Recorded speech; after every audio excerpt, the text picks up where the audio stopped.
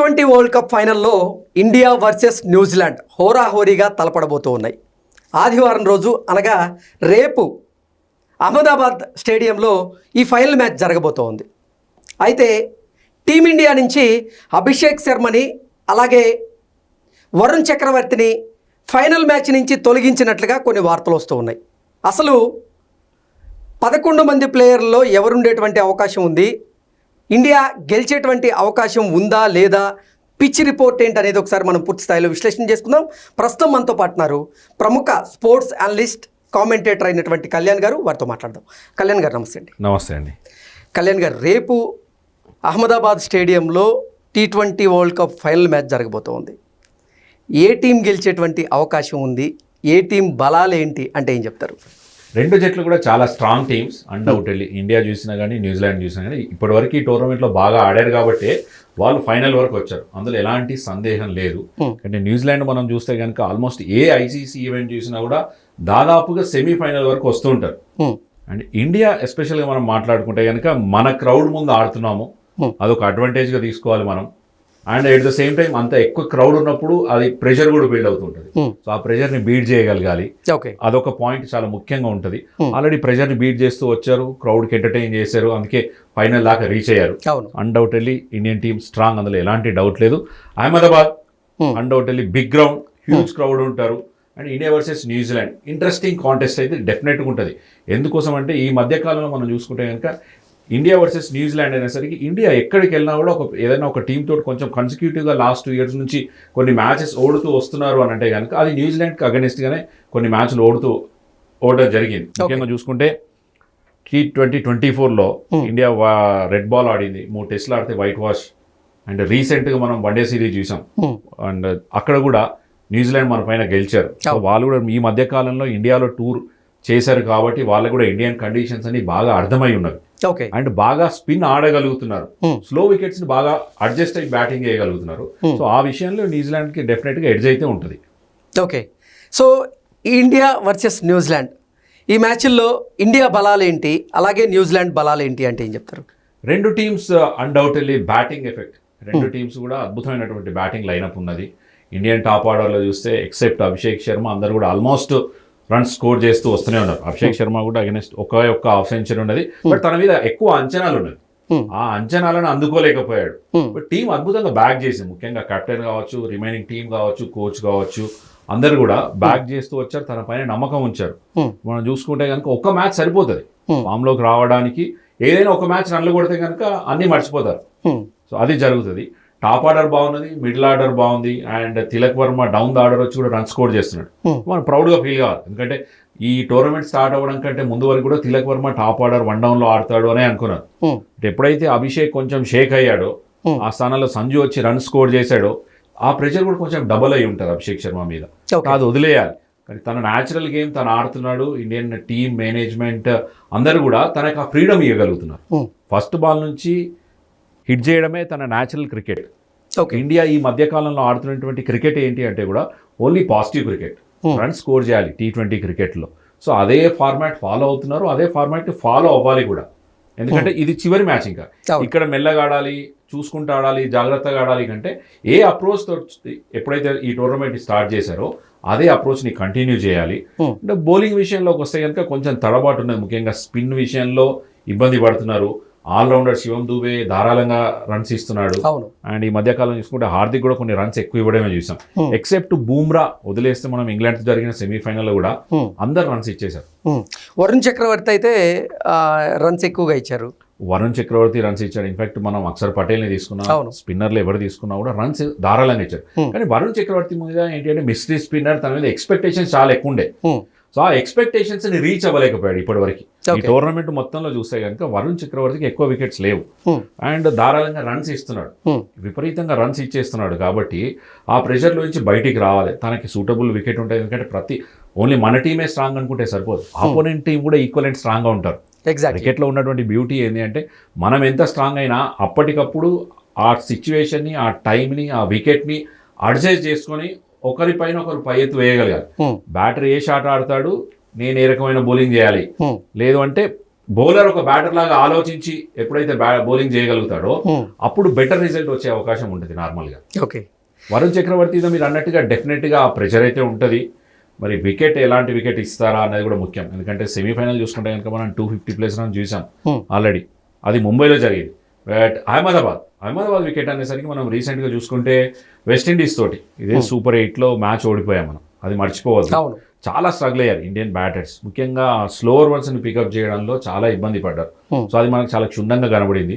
నేను అనుకుంటున్నా normal flat wicket ఇస్తే బెటర్ ఉంటుంది. స్లో వికెట్స్ మీద ఆడడానికి ఇండియన్ బ్యాటింగ్ లాస్ట్ 2 ఏళ్లలో మనం చూసుకుంటే కనుక తడబడుతున్నారు. స్లో బౌలింగ్ ఆడడానికి, స్పిన్నర్లను ఆడడానికి మిగిలిన జట్ల కంటే ఇండియా జట్టే ఇబ్బంది పడుతోంది అని నాకు అనిపిస్తోంది. ఓకే. దానికి ఉదాహరణ నేను చెప్తాను. ఒకటి 2024లో ఇండియా వర్సెస్ న్యూజిలాండ్ 3 టెస్ట్ మ్యాచ్లు ఆడింది. సో అక్కడ వైట్ వాష్ న్యూజిలాండ్ గెలిచేసింది.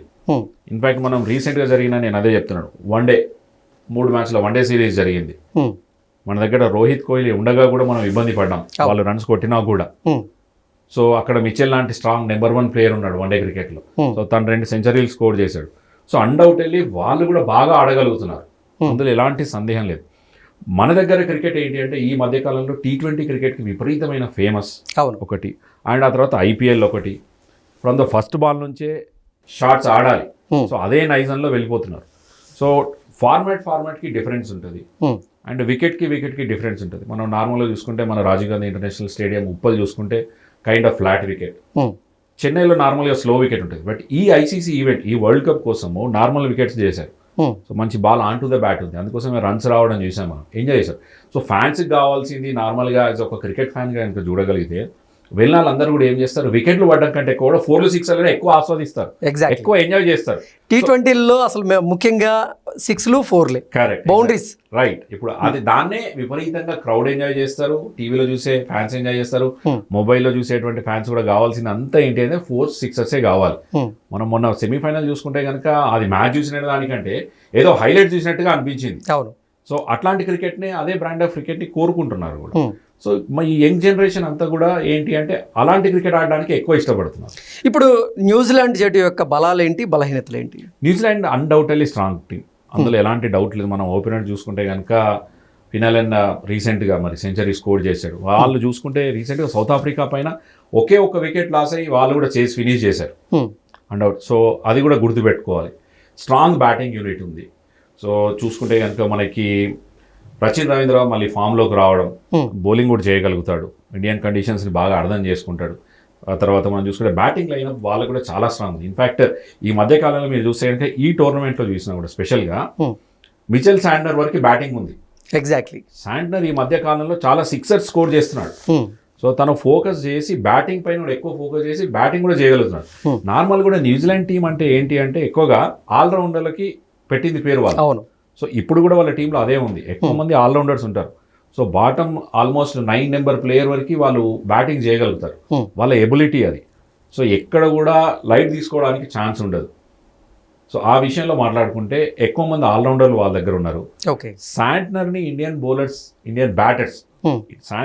బ్యాటర్స్ ఎలా ఆడతారు అన్నది చాలా ముఖ్యంగా ఉండబోతుందేమో నాడు. ఎందుకంటే తను వేసే ఆ 4 ఓవర్లు చాలా కీలకం. మనకు బుమ్రా ఫాస్ట్ బౌలింగ్లు ఎట్లా చేస్తాడో శాంట్నర్ వాళ్ళకి ఆ 4 ఓవర్లు చాలా అద్భుతంగా బౌల్ చేస్తాడు. సో వాళ్ళ స్పిన్నర్స్ అండ్ ఇండియాలో మరి మనం చూసుకుంటే కనుక లెఫ్ట్ హ్యాండ్ బ్యాటర్స్ ఎక్కువ ఉన్నారు మనకు. ఈ 11లో చూసుకుంటే కనుక ఈ లెఫ్ట్ హ్యాండ్ బ్యాటర్స్ ఎక్కువ ఉన్నారు కాబట్టి వాళ్ళకి ఒక ఆఫ్ స్పిన్నర్ కావాలి, రైట్ ఆర్మ్ ఆఫ్ స్పిన్నర్ అవసరం. సో ఆ ఆఫ్ స్పిన్నర్ మరి ఎలా బౌల్ చేస్తారా అనేది కూడా ముఖ్యంగా ఉండబోతుంది. చాలా ఇంట్రెస్టింగ్ ఉంటుంది కాంటెస్ట్ అయితే. అన్డౌటెడ్లీ న్యూజిలాండ్ టీం ఇది బలం, ఇది బలహీనత కన్నా కూడా. అండ్ ఇంకో రోజు ఏంటి అంటే ఆ రోజు ఈ డే రేపు ఏ మ్యాచ్ జరిగితే ఆ టైం ఉంటుందో ఆ టైం ఆ వికెట్ ఎట్లా రెస్పాండ్ అవుతుంది అండ్ డ్యూ ఎంతవరకు ఎఫెక్ట్ చూపిస్తుంది అన్నది కూడా ముఖ్యంగా ఉంటుంది, చాలా క్రూషియల్ ఉంటుంది. అంటే ఫస్ట్ బ్యాటింగ్ ఆడేవాళ్ళు అక్కడ గెలిచేటువంటి అవకాశం ఉందా? ఆ పిచ్ రిపోర్ట్ ఏంటి? ఆ పిచ్ ప్రకారంగా ఏ జట్టుకి అనుకూలంగా ఆ పిచ్ మారేటువంటి అవకాశం ఉందంటారు? ఈ మధ్యకాలంలో రీసెంట్గా అహ్మదాబాద్లో జరిగినటువంటి కొన్ని మ్యాచెస్ చూసుకుంటే కనుక ఫస్ట్ బ్యాటింగ్ చేసిన టీమ్స్ గెలిచినవి. నార్మల్గా మనం T20 క్రికెట్లో ఇప్పుడున్న ఇండియన్ కండిషన్స్లో ఏమంటాము అంటే చేజింగ్ అంటాం, right. Even in fact India West Indies match కూడా Super 8 మ్యాచింగ్ రోజు ఇదే అహ్మదాబాద్లో జరుగుతున్నప్పుడు చేజింగ్ చేయాలి అని అనుకున్నారు, Hmm. బట్ అక్కడ ఇబ్బంది పడ్డాం మనం. ఆ మ్యాచ్ ఓడిపోయాం మనం చేజ్ చేస్తూ. సో ఎప్పుడైతే అహ్మదాబాద్ వికెట్ రీసెంట్ టైమ్స్లో 170, 180 కనుక స్కోర్ చేయగలిగితే ఫస్ట్ బ్యాటింగ్ డ్యూ వస్తుంది, చేజ్ చేస్తాం అనుకుంటారు, వికెట్ స్లో సైడ్ అవుతుంది. Hmm. సో అక్కడ బ్యాటింగ్ చేయడం ఇబ్బంది అవుతుంది. సో రేపు ఎట్లాంటి వికెట్ ఇస్తారు అనేది కూడా ముఖ్యం. Normal regular red soil ball on to the bat wicket ఇస్తే మీరు అన్నట్టుగా ఫస్ట్ బ్యాటింగ్ చేసినటువంటి టీం కంటే చేజ్ చేసే టీంకి ఛాన్సెస్ ఉంటుంది. Hmm. ఒకవేళ లేదంటే వికెట్ కనుక స్లోవర్ సైడ్ ఉంటే ఫస్ట్ బ్యాటింగ్ చేసిన టీంకే ఛాన్స్ ఎక్కువ ఉంటే నేను ఎక్స్పెక్ట్ చేస్తున్నాను. ఓకే, అంటే డ్యూ కనుక ఉందనుకోండి సెకండ్ బ్యాటర్స్కి అది యూస్ఫుల్గా మారేటువంటి అవకాశం ఉంది కదా. ఇండియా వెస్టిండీస్ మ్యాచ్లో అదే జరిగింది మనకి. పెద్ద డ్యూ ఎక్కువ ఇంపాక్ట్ లేకపోయినా కూడా వాళ్ళు బౌలింగ్ చేసిన విధానం ఇంపార్టెంట్. ఎక్కువ స్లోవర్ వన్స్ వేయడం, fast bowlers, of cutters bowl చేయడం, నకుల్ బాల్స్ బౌల్ చేయడం. సో ఇక్కడ ఇండియన్ బ్యాటర్స్ ఇబ్బంది పడ్డారు మనం చూసుకుంటే కనుక. ఆ రోజు అంటే డ్యూ ఎక్కువ రాకుండా ఆ రోజు ఏదో కొన్ని లిక్విడ్స్ వాడినట్టున్నారు. చేస్తుంటారు, ఏది చేసినా ఏం చేసినా వికెట్ ఎలా రెస్పాండ్ అవుతుంది. వికెట్ ఫ్లాట్ వికెట్ ఉంటే మన 2024 వరల్డ్ కప్ 50 ఓవర్ ఏం జరిగిందండి, ఇండియాలోనే టోర్నమెంట్ మొత్తం కూడా జరిగింది. ఇండియా అన్బీటెన్గా ఉన్నారు, అవును, రోహిత్ శర్మ కెప్టెన్గా ఉన్నాడు. సో ఆ మ్యాచ్ మనం చూసుకుంటే కనుక అన్ని మ్యాచ్లు గెలుస్తూ వచ్చాం. ఇండియాలో కండిషన్స్ మనకు బాగా తెలుసు. సేమ్ ఈపీ టోర్నమెంట్ కూడా ఇండియాలోనే జరుగుతుంది, ఇదే క్రౌడ్ ముందర జరుగుతుంది. ఫార్మాట్ ఒకటే డిఫరెన్స్, అప్పుడు 50 ఓవర్, ఇప్పుడు 20 ఓవర్. చివరిలోకి వచ్చేసరికి అహ్మదాబాద్లో ఏం జరిగింది ఆ రోజు, ఎందుకోసం ఆ డిసిషన్ తీసుకున్నారా, ఎవరు తీసుకున్నారా, ఎలా జరిగిందో అదే లేదు. బట్ మొత్తం మీద వికెట్ స్లోవర్ సైడ్ ఇచ్చారు. దానివల్ల ఇబ్బంది ఇండియన్ బ్యాటర్స్కి అయింది, ఇండియన్ టీంకే జరిగింది. ఇండియా ఫస్ట్ బ్యాటింగ్ చేసి ఎక్కువ రన్ స్కోర్ చేయలేకపోయారు. రోహిత్ శర్మ ఎప్పుడైతే త్వరగా అవుట్ అయ్యాడో టీం అంతా పానిక్ అయిపోయారు. చాలాసేపు కేఎల్ రాహుల్, కోహ్లీ లాంటి బ్యాటర్సే రన్ స్కోర్ చేయలేకపోయారు, ఇబ్బంది పడ్డారు. సో మొత్తం మీద నా పాయింట్ నేను గెస్ చేసిన ఇండియన్ బ్యాటర్స్ ఈ మధ్య కాలంలో స్లో వికెట్స్ మీద ఆడడానికి ఇబ్బంది పడుతున్నారు. ఫస్ట్ పాయింట్, స్పిన్నర్స్ని ఆడడంలో ఇబ్బంది పడుతున్నారు. దీన్ని ఎట్లా ఓవర్టేక్ చేస్తారా, ఓవర్కమ్ చేస్తారా అనేది ఒక క్వశ్చన్ మార్క్ అయితే ఉంటుంది. ఓకే, T20 వరల్డ్ కప్లో భాగంగా ఫైనల్ మ్యాచ్లో టీమిండియా తరపున ఇద్దరు ప్లేయర్స్ని పక్కన పెట్టబోతున్నారని, ముఖ్యంగా అభిషేక్ శర్మని అలాగే వరుణ్ చక్రవర్తిని, వీరిద్దరిని ఫైనల్ మ్యాచ్లో పక్కన పెట్టబోతున్నారనేటువంటి ప్రచారం జరుగుతుంది. వారి స్థానంలో రింకు సింగ్ని అలాగే కుల్దీప్ యాదవ్ని వీరిద్దరిని టీంలోకి తీసుకునేటువంటి అవకాశం ఉందని చెప్తున్నారు. మరి టీమిండియా నుంచి 11 ప్లేయర్స్ ఎవరు ఉండబోతున్నారు, ఎవరుండే అవకాశం ఉంది అంటే ఏం చెప్తారు? ఇది గుడ్ క్వశ్చన్. ఏంటి అంటే ఇప్పటికైతే టీం కాంబినేషన్ చూసుకుంటే ఇప్పుడు ఆడుతున్న 11 సెట్ అయిపోయింది. సో లక్కీ అనుకోవాలా, అన్లక్కీ అనుకోవాలా అనుకుంటే ఎప్పుడైతే రింకు తన సర్కమ్స్టెన్స్లో అవైలబుల్ లేడో అప్పుడు సంజు శాంసన్ టీంలోకి వచ్చాడు. ఆ ఛాన్స్ని రైట్ టైంలో యూటిలైజ్ చేసుకోగలిగాడు, రన్స్ స్కోర్ చేశాడు. బ్యాక్ టు బ్యాక్ 2 మ్యాచెస్లో రన్ స్కోర్ చేశాడు, క్రూషియల్ మ్యాచెస్లో, అంటే బెస్ట్ నాక్స్. సో అక్కడైతే ముట్టుకునే ఛాన్స్ ఉండదు. మీరు అన్నట్టు అభిషేక్ శర్మ ఒక హాఫ్ సెంచరీ స్కోర్ చేశాడు. తన మీద హై ఎక్స్పెక్టేషన్స్ ఉన్నవి, నెంబర్ 1 T20 బ్యాటర్ కాబట్టి తన మీద హై ఎక్స్పెక్టేషన్స్ ఉన్నవి. ఆ ఎక్స్పెక్టేషన్స్ని రీచ్ అవ్వలేకపోతున్నాడు. అంటే మొదటి 3 మ్యాచ్లు చూసుకున్నట్లయితే డక్అవుట్, ఆ తర్వాత 0, ఆ తర్వాత తను స్కోర్ చేయగలిగింది కూడా చాలా తక్కువ. మొత్తం కలుపుకొని కూడా 89 రన్స్ లేవు అనేది అతని గురించి ఇప్పుడు కొన్ని వస్తున్న వార్తలు. కరెక్ట్. సో మొత్తంగా చూసుకున్నట్లయితే అభిషేక్ శర్మ ఫామ్లో లేనటువంటి నేపథ్యంలో అతన్ని ఫైనల్ మ్యాచ్లో ఆడిస్తారా లేదా, గౌతమ్ గంభీర్ కానివ్వండి అలాగే కెప్టెన్ అయినటువంటి సూర్యకుమార్ యాదవ్ ఎటువంటి నిర్ణయం తీసుకుంటారు? సెంటిమెంట్కి తగ్గి వాళ్ళు ఖచ్చితంగా సెమీఫైనల్ 2లో ఉన్నటువంటి ప్లేయర్స్నే మళ్ళీ తీసుకొస్తారా 11లోకి, లేదంటే మార్పులు చేర్పులు ఏమైనా ఉండే అవకాశం ఉందా అంటే ఏం చెప్తారు? మార్పులు అంటే కనుక టీం బ్యాక్ చేసింది అనుకోండి, అభిషేక్ శర్మ లాంటి ప్లేయర్ పైన నమ్మకం ఉంచాలి యాక్చువల్గా. ఎందుకంటే తను బ్యాట్తో రన్ స్కోర్ చేయగలిగితే కింది వాళ్ళకి ఈజీ అయిపోతుంది బ్యాటింగ్ చేయడం అనేది. సో ఇప్పటి వరకు ఏ విధంగానైతే టీం మేనేజ్మెంట్, కెప్టెన్ తనని బ్యాక్ చేశారో, సో ఆ నమ్మకాన్ని ఉంచారో, ఆ నమ్మకాన్ని అట్లాగే ఉంచుతారేమో అని అనిపిస్తోంది. ఒకవైపు స్లోవర్ వికెట్ గిట్ట ఉంటే చివరిలో బ్యాటింగ్ డెప్త్ కావాలా, ఓకే, అలాంటి సిచ్యువేషన్లో మరి రింకు ఉపయోగపడతాడా? 2 క్వశ్చన్స్ ఉన్నవి. వరుణ్ చక్రవర్తి వర్సెస్ కుల్దీప్. వరుణ్ మీద కూడా హై ఎక్స్పెక్టేషన్స్, వికెట్స్ తీయలేదు, రన్స్ ఎక్కువ ఇచ్చేస్తున్నాడు. సో కుల్దీప్ను తీసుకురావాలి. కుల్దీప్ కూడా అపోనెంట్ బ్యాటర్ ఎప్పుడైతే అటాక్ చేస్తారో అప్పుడు పానిక్ త్వరగా అయిపోతాడు. సో తన వికెట్స్ వచ్చిన రోజు బాగానే ఉంటుంది గేమ్, ఎప్పుడైతే వికెట్స్ రావో రన్స్ ఇచ్చేస్తాడో, వికెట్స్ పడిన రోజు కాన్ఫిడెన్స్ బాగుంటుంది. ఎస్ ఎగ్జాక్ట్లీగా, అంతే కదా, ఏదైనా అంతే కదా. సో ఎప్పుడైతే వికెట్ వస్తుందో తను కొన్ని బాల్స్, మంచి బాల్స్ పడతాయో అప్పుడు బాగానే ఉంటుంది. అండ్ ఇంకోటి ఏంటంటే కుల్దీప్ని కంటిన్యూస్గా తనని ప్యాంపర్ చేస్తూనే ఉండాలి. చెప్తూనే ఆడిస్తూ ఉండాలి. ఓకే. సో అలాంటిది ఎందుకంటే రోహిత్ శర్మలో కెప్టెన్లో ఉన్నప్పుడు రోహిత్ కంటిన్యూస్గా మాట్లాడేవాడు, చెప్పేవాడు, తన స్టైల్ ఆఫ్ గేమ్ చేంజ్ అన్ని కూడా చూసాం. అన్డౌటెడ్లీ బెస్ట్ బౌలర్, తనకు అంత ఈజీ ఉండదు. స్లోవర్ వికెట్ కనుక ఉంటే కుల్దీప్ ఎఫెక్ట్ ఉంటుంది డెఫినెట్గా. అండ్ నేను అనుకుంటున్నా వరుణ్ చక్రవర్తిని కూడా అంత ఈజీగా పక్కన పెడతానని నేను అనుకోవట్లేదు. కానీ సెమీఫైనల్ 2లో అతని నుంచి ఎక్కువ రన్స్ వచ్చాయి కాబట్టి అతన్ని పక్కన పెడతారేమో అనేటువంటి అనుమానాలు వ్యక్తమవుతూ ఉన్నాయి. మీరు అట్లా అన్నట్టు అవుతే కనుక టీంలో ఉన్న 6 బౌలర్లలో ఎక్సెప్ట్ బుమ్రా అందరినీ పక్కన పెట్టాలి. ఎగ్జాక్ట్లీ, అదే నిజమే. రైట్, ఆ రోజు రన్స్ ఇవ్వకుండా బౌలింగ్ చేసింది ఓన్లీ బుమ్రా. మిగిలిన అందరు బౌలర్లు రన్స్ ఇచ్చేశారు. ఎవరు ఇవ్వలేదు. హర్షదీప్ రన్లు ఇచ్చాడు, హార్దిక్ పాండ్యా రన్స్ ఇచ్చాడు, శివం దూబే రన్స్ ఇచ్చాడు, వరుణ్ చక్రవర్తి, అక్షర్ పటేల్, ప్రతి ఒక్కరు రన్స్ ఇచ్చారు. ఆ రోజు రన్స్ ఇవ్వకుండా ఉన్నది ఎవరు? కేవలం బెటర్ బౌలింగ్ చేసింది ఎవరు? బుమ్రానే. బుమ్రా తప్ప మరి అందరినీ మార్చాలి, అంత శక్తి లేదు. సో ఖచ్చితంగా అంటే నమ్మకం అయితే ఉంచుతారు. నేను అనుకుంటున్నాను ఇదే కాంబినేషన్ తోటి వెళ్ళే అటువంటి అవకాశం అంటే ఫైనల్ మ్యాచ్ కదా, రిస్క్ తీసుకునేటువంటి అవకాశం ఉంటుందంటారా? గ్యాంబుల్ అంటే ఫామ్ లో లేనటువంటి వారిని కూడా ఫైనల్ మ్యాచ్ లో ఆడించేటువంటి ఆ పరిస్థితి ఉంటుందా? రింకు సింగ్కి ఒక లక్ కూడా ఉన్నింది. తనకి ఎప్పుడైతే చివర్లో రావాలి, మ్యాచ్ ఆ రన్ స్కోర్ చేసి టీమిండియాని గెలిపివ్వాలి పెద్ద టోర్నమెంట్లో. రీసెంట్గా జరిగిన కైండ్ ఆఫ్ ఏషియా కప్ లాంటి దానిలో, తర్వాత చిన్న టోర్నమెంట్స్లో మనం చూసాం. తను ఎవరో ఒక ప్లేయర్ ఇంజూర్ అవ్వడం, లక్కీగా ఫైనల్లో రావడం, రన్ స్కోర్ చేయడం, తను అనుకున్న డ్రీమ్ ఫుల్ఫిల్ అవ్వడం, ఇవన్నీ కూడా జరిగినవి. మేబీ ఆ లక్ ఫ్యాక్టర్ ఏమన్నా వస్తుంది, చెప్పలేం. ఏ డే ఎప్పుడు ఎట్లా ఉంటుందో. మనం అట్లాంటివి మాట్లాడుకుంటే కనుక రీసెంట్గా Indian women cricket world cup గెలిచారు రీసెంట్గా. అందులో షెఫాలి వర్మ అసలు స్క్వాడ్లో లేదు తను. బట్ తను వచ్చింది కేవలం సెమీస్ అండ్ ఫైనల్స్కి వచ్చింది. 2 మ్యాచ్లు ఆడడానికి వచ్చింది. ఎగ్జాక్ట్గా ఫైనల్లో రన్స్ కొట్టేసింది, player of the match award తీసుకుంది, బౌలింగ్ చేసింది, వికెట్స్ తీయగలిగింది. సో కొన్నిసార్లు లక్ అనేది ఉండగలిగేది కూడా ప్లేయర్స్కి అయినా. ఆ సిచ్యువేషన్ని అడాప్ట్ చేసుకోగలగాలి. కొన్నిసార్లు తన్నుకుంటూ వచ్చేస్తే అదృష్టం అంటారు చూసారా, అలాంటిది ఏదైనా రావాలి. ఇంకా అలాంటిది వస్తే కనుక ఏదైనా మరి.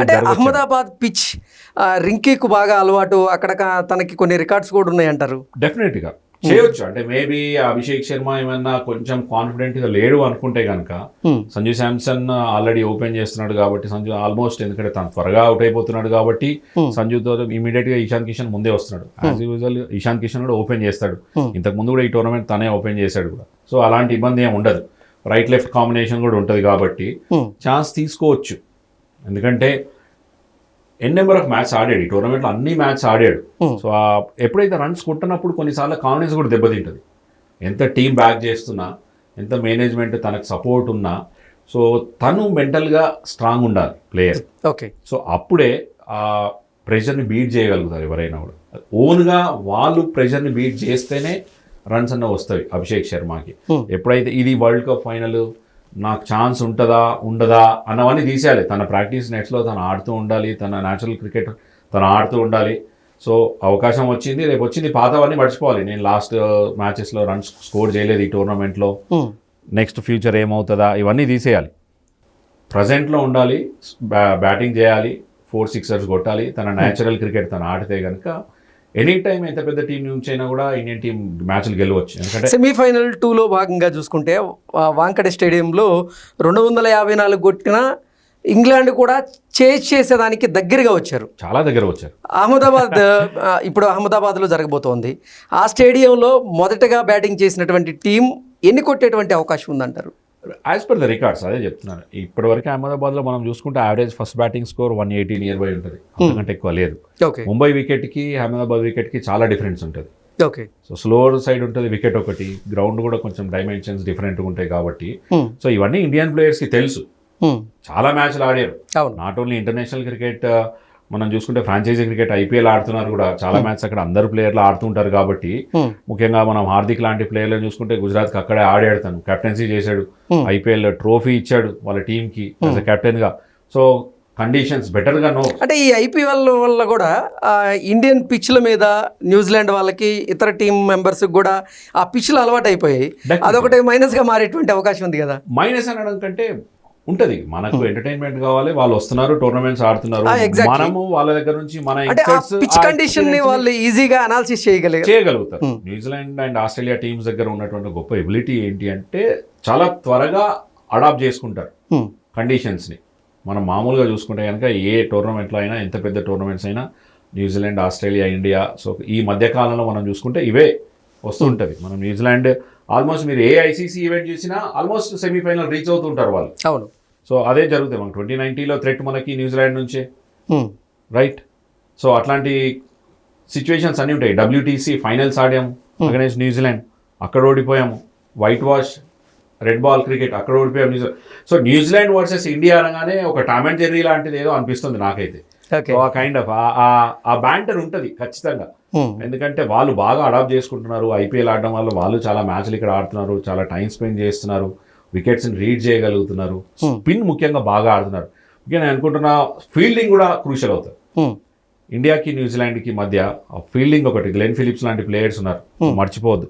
సో తను ఆ స్పిన్ బౌల్ చేయగలుగుతాడు. ఎక్స్ట్రా మన దగ్గర లెఫ్ట్ హ్యాండర్ బ్యాటర్స్ ఉన్నారు. సెమీఫైనల్ 2లో అంత ప్రెజర్లో కూడా ఇండియన్ టీమ్ క్రికెటర్స్ అయితే అసలు నిజంగా అద్భుతమైనటువంటి ఫీలింగ్ చేశారు. ఆ తర్వాత సూర్యకుమార్ యాదవ్ కూడా నిజంగా సంజు శాంసనో లేకపోతే బుమ్రానో వీరు కాదు హీరోలు, మాకు అంటే సరైనటువంటి ఆ సమయంలో ఫీల్డింగ్ మెలకువలు నేర్పించినటువంటి దిలీప్ గారి హీరో అంటూ ఆయన మాట్లాడడం జరిగింది. మనం డెఫినెట్గా ప్రౌడ్ ఫీల్ అవ్వాల్సిందే. దిలీప్ అనగానే మనవాడు కాబట్టి, తెలుగు కాబట్టి మనం ఖచ్చితంగా గ్రేట్గా ఫీల్ అవ్వాలి. అండ్ ఆ స్టైల్ ఆఫ్ కోచింగ్ కూడా ప్రస్తుతం నడుస్తుంది. అంటే ఇంత ఫాస్ట్ మూమెంట్లో అక్కడ అడ్జస్ట్ అవ్వగలగాలి. అంత బెస్ట్ క్యాచెస్ తీసుకున్నాడు అక్షర్ పటేల్. అవును. ఇన్ఫాక్ట్ మనం చూసుకుంటే అక్షర్ పటేల్కి ఒక మ్యాచ్ ఆడే ఛాన్స్ రాలేదు ఈ వరల్డ్ కప్లో. ఎవరు కూడా ఊహించలేదు ఆ సిచ్యువేషన్లో. అక్షర్ని ఎందుకు కూర్చోబెట్టారు అనే క్వశ్చన్ వచ్చింది. సో అక్షర్ని కూర్చోబెట్టాల్సిన అవసరం లేదేమో అన్నది వచ్చింది. సో కుల్దీప్ వర్సెస్ అక్షర్ అక్కడ మ్యాచ్ ఆ మధ్యలో ఏం జరిగిందంటే అక్షర్ ఆడలేదు, కుల్దీప్ ఆడాడు, రైట్. ఆపోజిట్ టీంలో లెఫ్ట్ హ్యాండర్స్, రైట్ హ్యాండర్స్, ఈ కాంబినేషన్స్ అన్నీ కూడా ఎక్కడైనా ఉంటుంది. సో ఆ కాంబినేషన్ని చెక్ చేసుకొని ఆడాల్సిన అవసరం ఉంటుంది. ఇప్పుడు న్యూజిలాండ్ తోటి రీసెంట్గా మ్యాచ్లు ఆడాము కాబట్టి వాళ్ళ స్ట్రెంగ్త్ ఏంది, వాళ్ళ వీక్నెస్ ఏంది మన వాళ్ళు కూడా చాలా బాగా రీడ్ చేస్తారు. అందులో ఎలాంటి డౌట్ లేదు. వీడియో అనాలిసిస్ అన్నీ చెక్ చేస్తారు.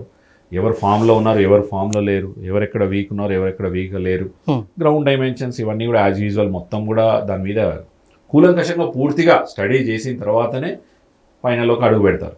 అందులో ఎలాంటి సందేహం అయితే ఉండదు. ఓకే. సో మొత్తంగా రేపు న్యూజిలాండ్ వర్సెస్ ఇండియా ఏ టీం గెలిచేటువంటి అవకాశాలు ఎక్కువగా ఉన్నాయంటారు? నేను అనుకుంటున్నా ఫస్ట్ బ్యాటింగ్ చేసిన టీంకి ఛాన్సెస్ ఎక్కువ ఉంటాయేమో అనిపిస్తోంది. ఓకే. ఒకవేళ ఇండియా ఫస్ట్ బ్యాటింగ్ చేస్తే 180 పైన స్కోర్ చేయగలిగితే ఇండియా ఖచ్చితంగా విన్ అయ్యేటువంటి అవకాశాలు ఉంటాయి. ఖచ్చితంగా డెఫినెట్గా ఉంటాయి. ఇండియా ఈ మధ్యకాలంలో మనం చూసుకుంటే మనం సౌత్ ఆఫ్రికా తోటి ఓడిపోయాం మనం. So India versus south Africa ఆ మ్యాచ్లో చేంజెస్ కూడా అద్భుతంగా జరిగినవి. మనం చూసుకుంటే చాలా క్వశ్చన్స్ రైజ్ అయినవి ఆ మ్యాచ్లో. మనం అక్కడ ఓడిపోయినప్పుడు ఏం జరిగిందంటే సౌత్ ఆఫ్రికాలో తోటి ఆడిన మ్యాచ్లో అక్షర్ పటేల్ ఆడలేదు, వాషింగ్టన్ సుందర్ ఆడాడు. అది ఆ మార్పును ఎవరు కూడా ఊహించలేదు. సో మ్యాచ్అప్ కోసం ఏం చేశారంటే అక్కడ సౌత్ ఆఫ్రికన్ టీంలో 3 టాప్ ఆర్డర్లో లెఫ్ట్ హ్యాండర్స్ ఉన్నారు. సో దానికోసం మ్యాచ్అప్ కోసం ఒక రైట్ ఆర్మ్ ఆఫ్ స్పిన్నర్ కావాలి అని చెప్పి తీసుకొచ్చారు వాషింగ్టన్ సుందర్ని అనేది ఒక పాయింట్ ఉంది. కానీ ఏం జరిగింది సౌత్ ఆఫ్రికా మ్యాచ్లో మనకి పవర్ ప్లేలోనే చూస్తే 3 వికెట్లు కోల్పోయారు సౌత్ ఆఫ్రికా, రైట్. అందులో 2 లెఫ్ట్ హ్యాండర్స్ అవుట్ అయ్యారు. సో ఇంకొక లెఫ్ట్ హ్యాండరే మిగిలి ఉన్నాడు, రైట్. అలాంటి సిచ్యువేషన్లో పవర్ ప్లేలో తెచ్చినటువంటి వాషింగ్టన్ సుందర్ ఆ పవర్ ప్లేలో బౌలింగ్ చేయాలి, కానీ చేయలేదు. రెగ్యులర్ వేపర్ అనుకున్నటువంటి వరుణ్ చక్రవర్తితో వెళ్ళిపోయాడు కెప్టెన్. అప్పటికి పవర్ ప్లే అయిపోయింది, 3 ఓవర్లు బ్యాటింగ్ చేశారు, పార్ట్నర్షిప్ వచ్చింది, కాన్ఫిడెన్స్ పెరిగింది. 7వ ఓవర్లో పవర్ ప్లే అయిపోయిన తర్వాత వాషింగ్టన్ సుందర్తో బౌలింగ్ చేయించారు. కానీ అప్పటికల్లా జరగాల్సిన డ్యామేజ్ అయిపోయింది, బ్యాటర్ సెట్ అయిపోయారు. ఎప్పుడైతే కొత్తగా రాగానే ప్రెషర్ ఉంటుందో అప్పుడు మనం తీసుకొచ్చిన వెపన్ తీసుకొచ్చింది ఆ లెఫ్ట్ హ్యాండర్ కోసం, మ్యాచ్అప్ కోసం. అప్పుడు ఇమీడియట్గా పవర్ ప్లేలో భయం లేకుండా వాషింగ్టన్ సుందర్తో వెళ్ళుండి అక్కడ కనుక వికెట్ వచ్చుంటే ఆ మ్యాచ్ కూడా మన వైపు వచ్చి ఉండేదేమో. ఓకే. సో ఆ పాయింట్ చాలా ఇంపార్టెంట్. సో అందుకోసం అక్షర్ పటేల్ని డెఫినెట్గా ఆడించాలి టీంలో, ఎలాంటి డౌట్ లేదు. ఎందుకంటే fielding, batting and bowling okay. Ahmedabad ground కూడా అతని హోమ్ గ్రౌండ్ అనుకోవచ్చు, అన్డౌటెడ్లీ అహ్మదాబాద్ కూడా హోమ్ గ్రౌండ్ లాంటిదే. అందుకే తనకు అక్కడ మ్యాచ్ తనకు చాలా బాగా తెలుసు ఆ గ్రౌండ్ గురించి, కాబట్టి ఖచ్చితంగా తను ఆడతాడు, అక్కడ రన్ స్కోర్ చేస్తాడు. మనం మర్చిపోవాల్సిన పాయింట్ ఏంటి అంటే 2024 వరల్డ్ కప్లో కూడా T20 వరల్డ్ కప్ మనకి ఫైనల్లో కూడా రన్ స్కోర్ చేశాడు అక్షర్ పటేల్. ఆ పాయింట్ మర్చిపోవద్దు. Exactly. Okay sir, thank you so much. Thank you.